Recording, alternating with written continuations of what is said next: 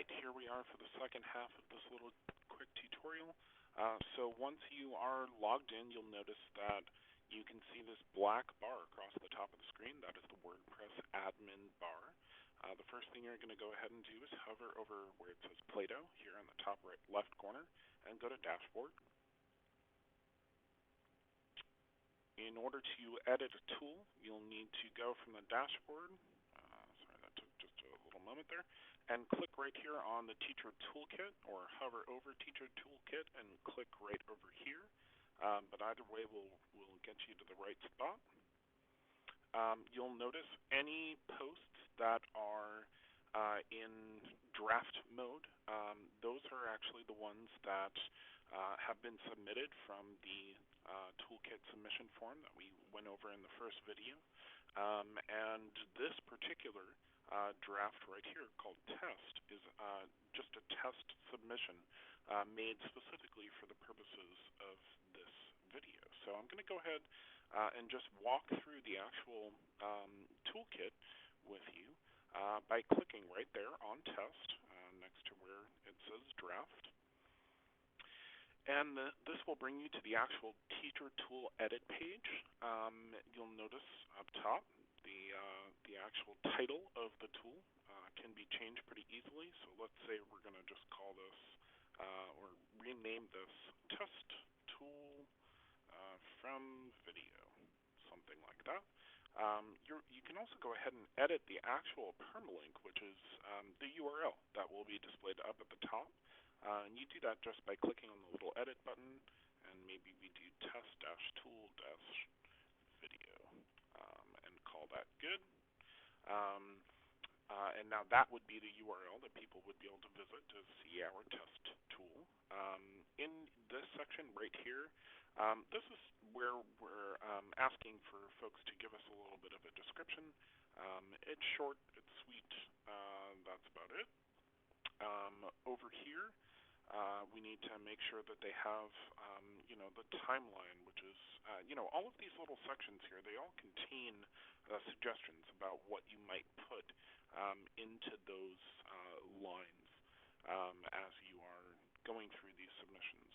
So there are a few items that are required, so keep that in mind. They're all denoted by a little star right next to each line item, so just make sure that you do have those particular fields filled out. And then we get down to what's called the variable entry fields down here at the bottom. That includes topics, learning objectives, discussion questions, quiz questions, and then the resources and further study. What's really cool about these sections is that you can have as many parts to these sections as you want. So let's say you wanted to enter in 5 different topics. You could go ahead and enter one. Philosophy for children.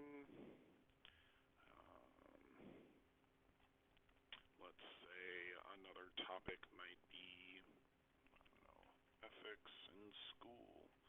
I don't know, whatever the topics might be, you can have as many as you want. You simply continue to click or enter data and then click the Add Entry button to create a list. It goes the same way with all the rest of these sections. So in learning objectives, there's 2 different entry points that you need to give it, an objective and a short description. Then you click the Add Entry button, and so on and so forth with the rest of these sections. After each one, you got to click that little Add Entry button.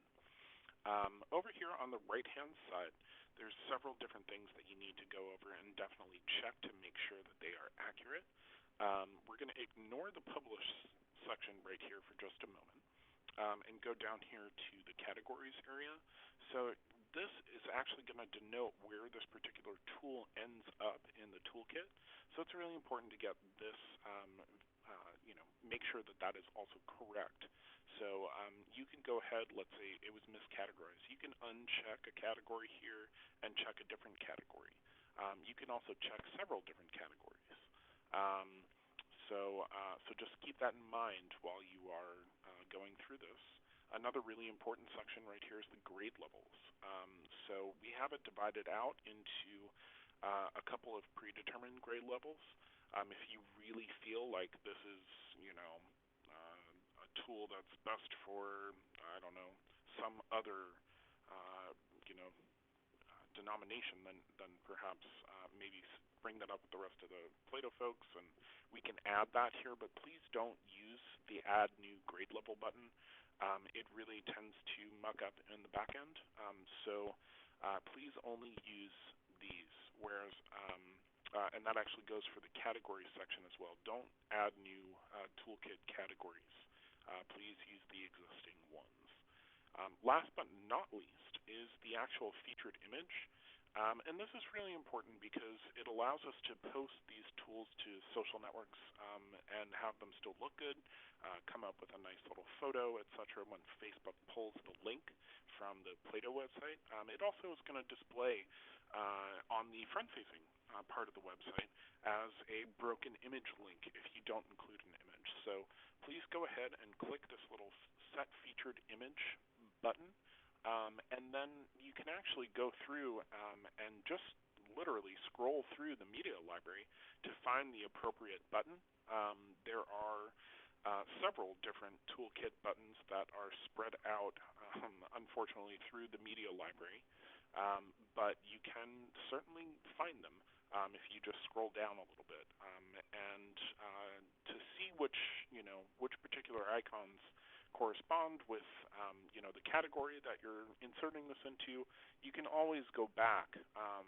I just held down Control on my keyboard and clicked on where it says up top Plato, and that will take you to the home page.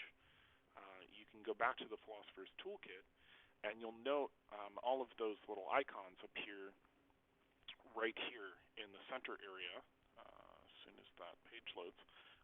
So here we are. So, the wrench here is for philosophy. So you can certainly go in and find those icons and associate the tool that you're working on with the appropriate icon that goes with it. You also have an option to actually go ahead and download a photo, or upload a photo, rather, using this tab right over here on the toolkit submission, and upload your own photo. So maybe you have something, or you've created a little graphic, or you found a little photo that you feel better describes or better, connects with the content of this particular tool. You can feel free to upload other photos, but please try and be consistent for the most part. I noticed that there are a few tools that look maybe slightly out of place, or it's a little hard to discern what the photo is. Try and make them clear. That's really my best suggestion. I believe that is the last step that we need to go over before you simply scroll up to the top and click on this little blue Publish button. Once you go ahead and do that, the tool that you've been editing will become part of the Teacher Toolkit. It will be accessible using the buttons here on the Toolkit homepage, and it also will show up from time to time in the sidebar. The Discover Tools section pulls random tools, and then there are a few other little ways that tools get displayed. Again, I know that this is a fairly complicated system to use, but hopefully it's not too difficult to learn. Know that you can always come back to these videos and rewatch, go over them again at any time you like. They're going to be up on YouTube and available. I believe that is the end. Again, if you do have any questions, please get in touch. My email should be provided to you. You